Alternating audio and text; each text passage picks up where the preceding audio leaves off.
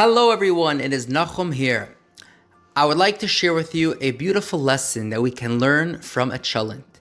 You see, some people ask, how is it possible for me to have spirituality in my life?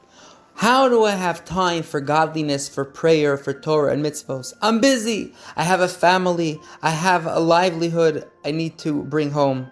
I have a social life. I don't have time for spirituality. There's no room for it in my life. Well, here I am with my daughter Musya. Before Shabbat, we are peeling some potatoes in order to make the famous Shabbos dish known as the Cholent. So what we need to do is we need to peel the potatoes and cut them. And once they are ready, we're able to put them into the crockpot so we can have our first ingredient. So we do that. We take the potatoes and we put them into the pot. Well, is the pot full? No, not yet. The potatoes represent something important in your life, something that you need to do, fine. But there's room for more. There's room for beans, all different types of beans. And there's room for even more. There's room for smaller kernels. Many people like to put barley kernels in their cholent. And so we do that. We fill the pot with all the important, necessary things that we need in our life. But is it filled yet? No. There's room for more. And so we put delicious meat inside the cholent, and then we're ready for spices. And we take all different types of spices. You may take salt, and we take black pepper.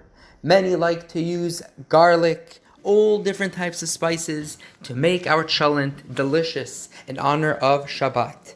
And many people like to use paprika. The paprika gives it a nice color, gives it a nice taste, and our cholent is getting ready. We're almost there. But last but not least, we have to put the last few ingredients. And so as we see, Musya will take the paprika, she'll dump it in, and we will put some ketchup. Ketchup gives a very, very nice, delicious flavor to the cholent.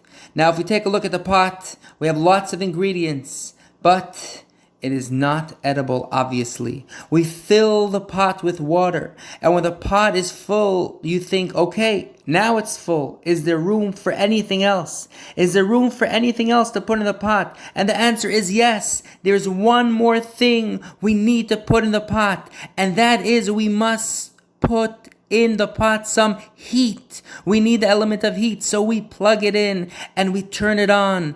The heat represents the spirituality in our lives. We have all our mundane things, yes, it's important, but without spirituality, all the ingredients remain separate, remain on their own. Once we have spirituality, the warmth, the vibrancy of life, our connection to God, then we have a cholent. We must remember to always remain plugged in and connected to God.